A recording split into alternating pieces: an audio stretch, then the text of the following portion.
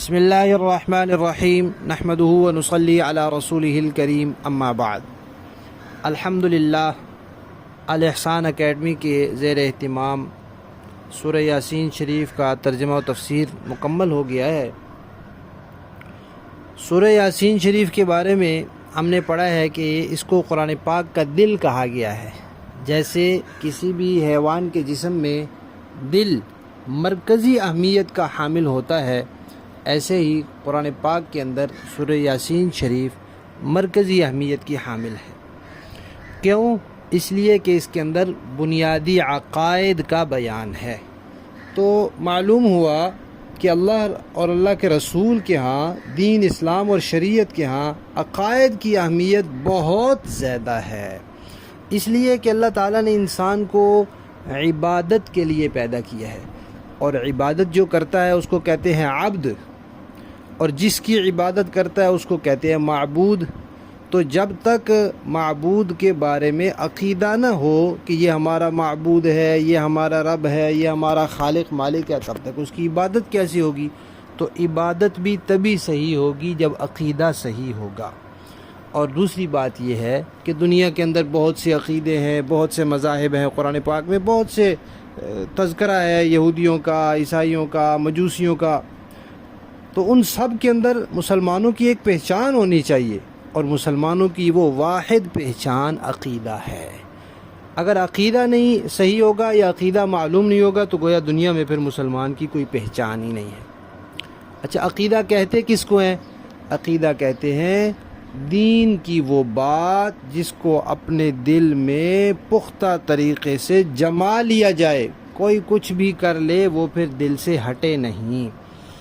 اور اتنی اہمیت عقیدے کو کیوں دی ہے اللہ تعالیٰ نے اور اللہ کے نبی نے؟ اس لیے کہ عقیدے میں صرف ایک بات ٹھیک ہوتی ہے، دو باتیں کبھی بھی نہیں ٹھیک ہو سکتی۔ اللہ ایک ہے، بس یہی بات ٹھیک ہے۔ اب کوئی کہ اللہ دو ہے وہ بھی ٹھیک ہے، اللہ ایک ہے یہ بھی ٹھیک، یہ نہیں ہو سکتا۔ حضور نبی پاک صلی اللہ علیہ وسلم اللہ کے آخری نبی ہیں، یہ ایک ہی بات ٹھیک ہے۔ اگر کہے کہ آخری نبی ہیں یہ بھی ٹھیک ہے، لیکن ان کے بعد ایسا ویسا فلاں بھی نبی ہے، یہ ٹھیک نہیں۔ عقیدے میں ہمیشہ صرف ایک ہی بات ٹھیک ہو سکتی ہے، اس لیے عقائد کی اہمیت پر بہت زور دیا۔ جتنے بھی دنیا میں انبیاء آئے، سب انبیاء کا عقیدہ ایک تھا، سب صحابہ کا، جتنے فقہاء گزرے، جتنے اولیاء کرام، ائمہ دین، ساروں کا عقیدے کا کوئی اختلاف نہیں۔ جس کا عقیدے کا اختلاف ہو گیا وہ تو پھر اس دائرے میں رہتا ہی نہیں ہے۔ اور اللہ تعالیٰ نے عقائد کی اہمیت کو اس لیے بھی بہت تسلسل کے ساتھ بیان کیا ہے کہ ہمیشہ کی کامیابی اور ناکامی کا مدار اللہ تعالیٰ نے عقیدے پر رکھا ہے، کہ قیامت کے دن حساب کتاب کے بعد جو جنت اور دوزخ کا فیصلہ ہے، اس میں جو ہمیشہ رہنا ہے اس کی بنیاد عقیدہ ہے۔ اگر عقیدہ ٹھیک ہے تو بالآخر وہ ہمیشہ کی کامیابی والی جگہ چلا ہی جائے گا، اور اگر عقیدہ خدا نخواستہ ٹھیک نہیں ہے تو وہ کبھی بھی ہمیشہ کی کامیابی والی جگہ پر نہیں جائے گا۔ کیوں؟ ایسا کیوں ہے؟ اس لیے کہ عقیدہ بنیاد ہے۔ جب بنیاد ختم ہو جاتی ہے تو ساری چیز ختم ہو جاتی ہے۔ ایک عمارت ہے بڑی لمبی چوڑی اونچی، اس کے نیچے والی دیواریں اور ستون گرا دیں تو پوری عمارت گر جائے گی۔ اب کوئی کہے جی میں نے تو صرف نیچے والے ستون اور دیواریں گرائے ہیں، اوپر والی جو عمارتیں تھیں، اوپر والی جو منزلیں تھیں، اوپر والے جو درجے تھے، ان کو تو میں نے کچھ نہیں کہا۔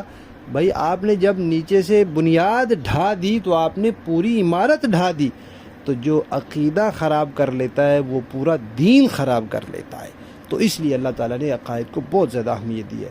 آپ دیکھیں قرآن پاک کے اندر 80 سے زیادہ صورتیں مکی ہیں، اور مکی صورتوں میں زیادہ تر عقائد کا بیان ہے۔ قرآن پاک کی زیادہ تر آیات عقیدے کے بارے میں۔ اسی طرح جتنے انبیاء آئے، انبیاء کی زیادہ تر محنت کس بات پر رہی؟ لوگوں کا عقیدہ ٹھیک کرنے پر۔ بھئی لا الہ الا اللہ کہہ لو، رسالت کا عقیدہ اپنا لو، قیامت کا عقیدہ ٹھیک کر لو۔ اور ایک بڑی اہم بات یہ ہے کہ جو اعمال ہیں ان کے اندر سب سے ضروری ترین چیز نماز ہے، لیکن کئی مواقع ایسے آتے ہیں شریعت نماز کی چھوٹ دے دیتی ہے، ٹھیک ہے، اب خواتین ہیں کچھ دنوں میں وہ نماز نہیں پڑھتی، شریعت نے اجازت دی ہے۔ کوئی آدمی ایسا بیمار ہو جاتا ہے کہ بالکل اشارے سے بھی نہیں پڑھ سکتا اور بے ہوش ہو گیا اور اس کے اوپر 5 سے زیادہ نمازوں کا وقت گزر گیا، شریعت کہتی ہے ٹھیک ہے، چھوٹ ہے اس کو. لیکن عقیدہ ایسی چیز ہے کہ ایک لمحے کے لیے چھوٹ رہی ہے کہ عقیدہ خراب کر لو. ظاہر سے زبان سے کچھ کہنا بھی پڑے تو اللہ تعالیٰ فرماتے ہیں وَقَلْبُهُ مُطْمَئِنٌ بِالْإِيمَانِ، دل صحیح عقیدے پر ہونا چاہیے. اور عقیدہ جو ہے وہ بیج کی طرح ہے، جیسا بیج ویسا پھل. تو عقیدہ صحیح ہوگا تو عمل بھی اللہ کے ہاں صحیح ہوگا. تو ایک اور مثال سے یوں سمجھ لیں، عقیدہ اکائی ہے اور اعمال اس اکائی کے صفر ہے. جیسے ہم شروع میں 1 لکھ دیں، اس کے بعد 1 صفر لگائیں تو 10 بنے گا، 2 لگائیں تو 100، 3 لگائیں تو 1000، 4 لگائیں تو 10,000. لیکن شروع سے وہ 1 ہی نہ ہو، خالی صفریں لگائے جاؤ تو ان کا کوئی فائدہ نہیں. اس طرح عقیدہ صحیح نہ ہو، عمل کرتے جاؤ، کوئی فائدہ نہیں. اللہ تعالیٰ نے قرآن پاک میں کئی مثالیں دی ہیں. ایک مثال دی ہے، یعنی ان لوگوں کی کئی مثالیں دی ہیں جن کا عقیدہ ٹھیک نہیں ہے اور وہ کوئی عمل کرتے ہیں، تو فرمایا ان کے اعمال کا بدلہ ان کو دنیا میں مل جائے گا، آخرت میں ان کا کوئی حصہ نہیں. تو اللہ تعالیٰ فرماتے ہیں ان کی مثال ایسے سمجھ لو، کَرَمَادٍ اشْتَدَّتْ بِهِ الرِّيحُ فِي يَوْمٍ عَاصِفٍ. راکھ ہوتی ہے نا، راکھ ہلکی پھلکی ہوتی ہے اور ہوا چلے تو اڑ جاتی ہے، اور تیز ہوا اور آندھی چلے تو کچھ بھی نہیں بچتا. تو فرمایا ایسے ہی ہے جو دنیا میں عقیدہ صحیح نہیں کرے گا، عمل جو مرضی کرتا رہے، آخرت میں کچھ نہیں بچے گا. دوسری مثال دی ہے کہ جس کا عقیدہ خراب ہے وہ ایسے کَسَرَابٍ بِقِيعَةٍ يَحْسَبُهُ الظَّمْآنُ مَاءً، کہ جیسے صحرا میں انسان دور سے چمکتی ریت کو سمجھتا ہے پانی ہے، لیکن پاس جاتا ہے تو پانی نہیں ہوتا. یوں ہی وہ بھاگتے بھاگتے صحرا میں پیاسا مر جاتا ہے. تو فرمایا جس کا عقیدہ ٹھیک نہیں ہے وہ اپنے عمل کو سمجھتا ہے کہ بھئی اس کا مجھے کوئی اجر ملے گا، لیکن جب آخرت میں پہنچے گا تو کوئی اجر نہیں ہوگا. بہت سی مثالیں ہیں قرآن پاک میں. اس عنوان پر الاحسان اکیڈمی کا ایک عقائد کورس منعقد ہوتا ہے، اس میں عقائد کی اہمیت اور فضیلت اور ضرورت اس پر تفصیلی بات ہوتی ہے. تو قرآن پاک کے اندر نبی پاک صلی اللہ علیہ وسلم کی احادیث طیبہ اور سنت میں عقائد کی، عقیدہ ٹھیک کرنے کی جتنی اہمیت ہے، اس کو دیکھ کر یہ کہا جاتا ہے کہ اس دنیا میں، اس کائنات میں سب سے اہم ترین چیز، سب سے ضروری ترین چیز صحیح عقیدوں کا جاننا اور ماننا ہے. بس اسی پر ہم اپنا یہ کورس ختم کر رہے ہیں کہ اس کائنات کی، اس دنیا کی سب سے اہم ترین چیز کیا ہے انسان کے لیے؟